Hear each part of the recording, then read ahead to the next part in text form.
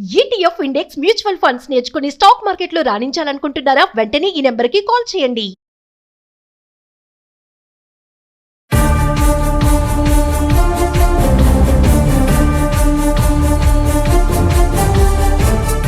నమస్తే, welcome back to Suman TV. Present మనతో పాటు ఉన్నారు తోడు నీడ ఆర్గనైజేషన్ ఫౌండర్ రాజేశ్వరి మేడం.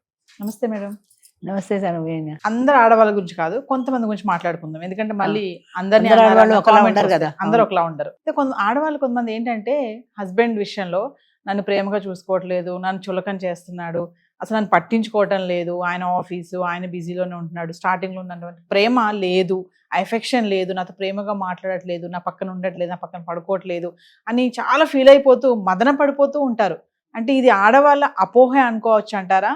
నిజంగా ఫీల్ అవుతున్నారా అంటే ఏం చెప్తారు? ఇప్పుడు మనం బజార్కి వెళ్ళి ముచ్చటపడి ఒక కొత్త చీర కొనుక్కుంటాం. ఆ కొత్త చీరను చూసినప్పుడల్లా చాలా ఫీల్ అయిపోతాం. అది కట్టుకున్నప్పుడు కూడా చాలా అబ్బా ఎంత బాగుందో అని ఫీల్ అవుతాం. ఓ ఏడాది పోయిన తర్వాత అది కలర్ ఫేడ్ అవుతుంది. దాన్ని చూసినప్పుడు అంత టెంప్టేషన్ రాదు కట్టుకోవాలని, లేదా అంత ఇష్టం అనిపించదు. నార్మల్గా మిగతా చీరలతో పాటు అది కూడా ఒకటైపోతుంది. చీర అయినా భార్య అయినా ఒకటే. భార్య కూడా కొత్తలో కొత్త మురిపం ఎవరికైనా ఉంటుందమ్మా. అది శాశ్వతం అనుకోకూడదు. అది ఆడదానే.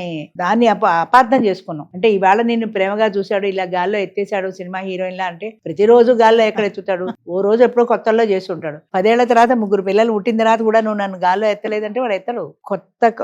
కొత్త మురిపం ఎవరికైనా ఏ విషయంలో అయినా ఉంటుంది. అలాగే భార్య విషయంలో కూడా ఉంటుంది. భార్య కూడా అంతే. భర్తకి అడుగడుగునా సేవ చేస్తుంది.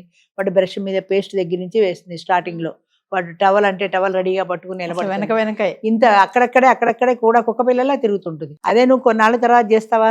పిల్లలు, వంటలు, వ్యాపకాలు, అబ్బా పేస్ట్ అక్కడ ఉంది తీసుకోండి, టవల్ ఇక్కడ తీసుకోండి అని చెప్తావు. ఇంకో 2 ఏళ్ళు పోయిన తర్వాత అక్కడ ఉంది ఎక్కడ ఉంటుందో తెలియదా మీకు? టవల్ తీసుకోలేరా? బ్రష్ మీ పేస్ట్ వేసుకోలేరా అని తిరిగి తిట్టే పరిస్థితికి వచ్చేస్తుంది. అంటే కాలం మారుతున్న కొద్దీ మొదట్లో ఉన్నంత మురిపం తర్వాత ఉండదు అన్న సంగతి ఆడది కూడా అర్థం చేసుకోవాలి. నన్ను కొత్తలో ఎలా చుట్టలేదు, కొత్తలో హోటల్లోకి తిప్పేవాడు, అప్పుడు నువ్వు మరి వాడికి కొత్త కాబట్టి ఆ కొత్త మురిపంలో తిప్పాడు. నన్ను ఇప్పుడు తీసుకెళ్ళమంటే ఏపా ఇంట్లో కూర్చో అని విసుక్కుంటున్నాడు అని. కొన్నాళ్ళ తర్వాత మనం కూడా మానసికంగా ప్రిపేర్ అవ్వాలి. అంటే మొదట్లో ఉన్న మురిపం ఉండదు, తర్వాత తగ్గుతుంది. నాతో ఎక్కువ టైం గడపటం లేదు అనడానికి కొత్తల్లో నీకోసం హోటల్కి వస్తాడు, సినిమాకి వస్తాడు, ఎక్కడికైనా వస్తాడు. ఎందుకంటే నీతో గడపటం అన్నది ఆయనకి ప్రయారిటీ ఆ రోజుల్లో. ఇప్పుడు నువ్వు కూడా ఆయనకున్న ప్రయారిటీలో ఒకటి. నువ్వు ప్రయారిటీలో ఫస్ట్ లో లేవు. ఆయన లిస్ట్ లో నువ్వు కూడా ఒకదాని అంతే. ఆయన ఖాళీ ఉంటే తీసుకెళ్తాడు. ఆయనకి ఆఫీస్ ఉంటుంది, బయట ప్రపంచంలో చాలా వ్యాపకాలు ఉంటాయి మగవాడికి. ముఖ్యంగా ఆడది తెలుసుకోవాల్సిన విషయం ఏంటంటే ప్రపంచంలో మగవాడికి చాలా ఉన్నాయి వ్యాపకాలు. అంటే వాడి ఆఫీస్ ఉంది, వాడి ఫ్రెండ్ సర్కిల్ ఉంది, వాడికి ఇంకా బయట పనులు ఉన్నాయి, వాడి ఫ్యామిలీ పిల్లలు వాళ్ళు ఉంటే వాళ్ళు ఉన్నారు, తల్లి తండ్రి వీళ్ళందరూ ఉన్నారు. నీకు ఆడదానికి భర్తే ప్రపంచం. అది ఉద్యోగం చేయని ఏం చేయని దాని మనసు ఇప్పుడు నేను ఫోన్ చేసి ఇంటికి మాట్లాడుతున్నట్టే ఏం చేస్తున్నా దాని మనసు ఇంటి మీదే ఉంటుంది. ఎందుకంటే అది మన నేచర్, అది మనకు పుట్టుకతో వచ్చిన లక్షణం. నీకు భర్తే ప్రపంచం, భర్తకి సంబంధించిన విషయాలే నీకు ప్రపంచం. It is only A part and parcel of his life. భర్త అనేవాడి భార్య అనేది వాడి జీవితంలో ఒక భాగం మాత్రమే. మిగతా ప్రపంచం వాడికి చాలా ఉంది. కానీ అది మర్చిపోయి నాకు టైం ఇవ్వలేదు, నాకు ఎక్కువ ఇవ్వలేదు, నాకు ఎక్కువ అది చేయలేదు, ఇది చేయలేదు అని నువ్వు బాధపడితే ప్రయోజనం లేదు. అంచేత దాన్ని నువ్వు అర్థం చేసుకోగలిగితే ఇంత బాధ నీకు కలగదు. నాకు టైం ఇవ్వలేదు అంటే వాడికి ఉద్యోగం ఉంది, వ్యాపకాలు ఉన్నాయి, అవన్నీ పోను, మిగతా టైం నీ దగ్గర ఉంటాడు. అంతేగాని నాకు ఎక్కువ టైం ఇవ్వలేదు, నాతో స్వీట్ నథింగ్ చెప్పలేదంటే పెళ్లి కాకముందు స్వీట్ నథింగ్ చెప్పినట్టు ఇప్పుడు ఎందుకు చెప్తాడు? నువ్వు చెప్తున్నావా వాడికి ఏమండి గ్యాస్ అయిపోయింది, పిల్లలకి ఫీజులు కట్టాలి, ఈ ముచ్చట్లే చెప్తావు నువ్వు. అప్పట్లో అవి చెప్పలేదు చెప్తున్నావు. కాబట్టి స్వీట్ నథింగ్స్ అనేవి ఎప్పుడు పెళ్లికి ముందే ఉంటాయి. గర్ల్ ఫ్రెండ్ వేరు, భార్య వేరమ్మా. ప్రపంచంలో ఏ ఆడదైనా ఈ విషయం నేను 30-40 ఏళ్ల కింద నా కూతురికి చెప్పాను. గర్ల్ ఫ్రెండ్ వేరు, భార్య వేరు. నువ్వు గర్ల్ ఫ్రెండ్ గా నీ భర్తకు ఉన్నంత కాలము హ్యాపీగానే ఉంటుంది. కానీ అదే గర్ల్ ఫ్రెండ్ భార్య అయిన తర్వాత ఆ మురిపం ఉండదు, తగ్గిపోతుంది అని నువ్వు మానసికంగా ప్రిపేర్ అవ్వాలి. అప్పుడు బాగా ముచ్చటగా మాట్లాడాడంటే అప్పుడు నువ్వు కేవలం గర్ల్ ఫ్రెండ్వి. ఇలా ఎదురుగా కూర్చొని మాట్లాడడంలో ఆనందం ఉంది. ఇప్పుడు నువ్వు పక్కన కూర్చున్న తర్వాత ఆ ఆనందం కొద్దో గొప్ప ఉంటుంది, తర్వాత తగ్గిపోతుంది. ఇప్పుడు మీరు అన్నారు కదా మేడం, నాకు గుర్తొచ్చింది. గర్ల్ ఫ్రెండ్ వేరు, భార్య వేరు అన్నారు. ఖచ్చితంగా వేరు. కొంతమంది భార్యలు అంటారు అనమాట, ఏంటంటే నేను భార్యని అయిపోయాననే కదా నువ్వు ఇట్లా చేస్తున్నావు, నన్ను అదే గర్ల్ ఫ్రెండ్ ఇట్లా మాట్లాడతావు. నేను కూడా అంటా చాలాసార్లు మా వారితో అదే మాట. ఎందుకంటే గర్ల్ ఫ్రెండ్ మీద ఉండే అట్రాక్షన్, అది అట్రాక్షన్ భార్యగా అయిపోయిన తర్వాత ఉండదు. భార్య ఇంట్లో కుక్క పిల్ల గొలుసు కట్టేసిన కుక్క పిల్ల లాంటిది. ఇది దూ అంటే చాలు ఒప్పుకుంటూ వచ్చేస్తుంది. అలాగే నువ్వు 2 మాటలు మాట్లాడితే చాలా ఐస్ అయిపోతావు. గర్ల్ ఫ్రెండ్ నీది ఐస్ చేసుకోవాలి నేను. నువ్వు ఆటోమేటిక్గా అయిపోతావు. అంచేత గర్ల్ ఫ్రెండ్ వేరు, భార్య వేరు. ఆ రెండు ఒకటి కాదు. మనిషి నువ్వు ఒకటి కావచ్చు, కానీ ఆయన దగ్గర గర్ల్ ఫ్రెండ్గా ఉన్నప్పుడు ఉండే అట్రాక్షను, ఆ ఇన్ఫెక్షన్ భార్య అయిన తర్వాత ఉంటుంది అనుకోకూడదు. ఇది పర్మనెంట్, ఇది ఎక్కడికి పోదు. అదైతే పోతుంది. దానికి తేడా వచ్చింది అనుకో, ఇంకో బాయ్ ఫ్రెండ్ని పట్టుకుంటుంది.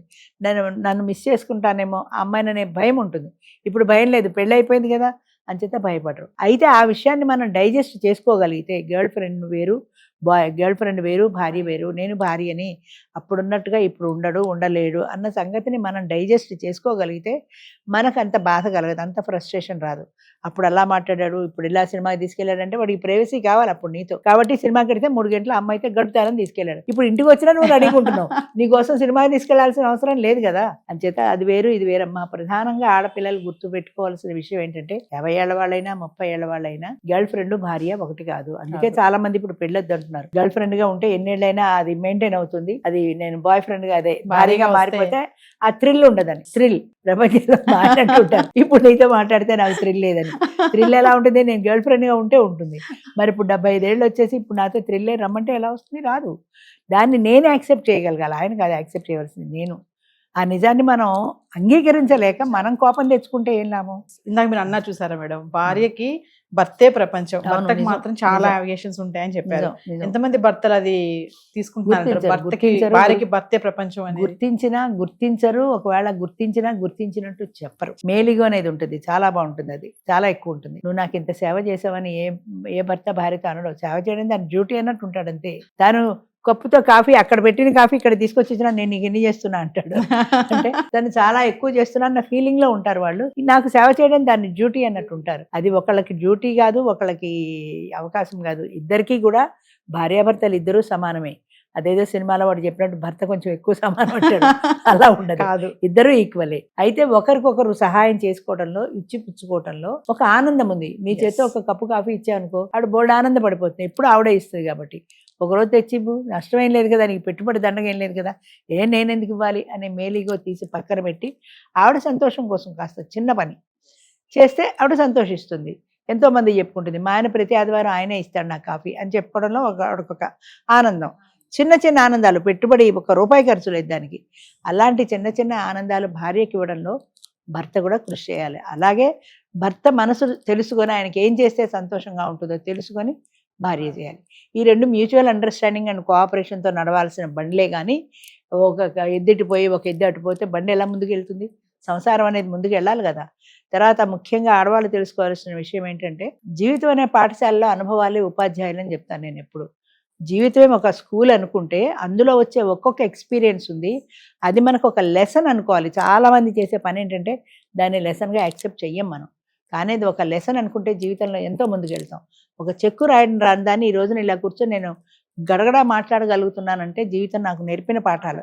దాన్ని నేను నేర్చుకుని దాన్ని ఇంప్లిమెంట్ చేసుకున్నాను లైఫ్లో. అలా చేసుకుంటే ప్రతి ఒక్కరికి కాన్ఫిడెన్స్ వస్తుంది, ధైర్యం వస్తుంది, బ్రతకగలుగుతారు. అంతేకాకుండా నీకు ధైర్యం రావాలంటే, మాకు అంత ధైర్యం లేదు మేడం అంటారు. ధైర్యం అనేది పుట్టుకతో రాదు, అనుభవంతో వస్తుంది. ఒక చిన్న పని ధైర్యంగా చెయ్యి, అందులో సక్సెస్ వచ్చింది అనుకో, నీకు చాలా కాన్ఫిడెన్స్ వస్తుంది. అబ్బా నేను చేయగలిగాను, నేను సాధించాను అని. ఆ సాధించాననే గెలుపుంది, అది ఇంకొక పని చేయడానికి నిన్ను ప్రేరేపిస్తుంది. ఇంకో పని ఏదైనా వచ్చినప్పుడు నువ్వు ధైర్యం చేయి, ముందుకెళ్ళు. కిందసారి గెలవలా, ఇప్పుడు గెలుస్తావని.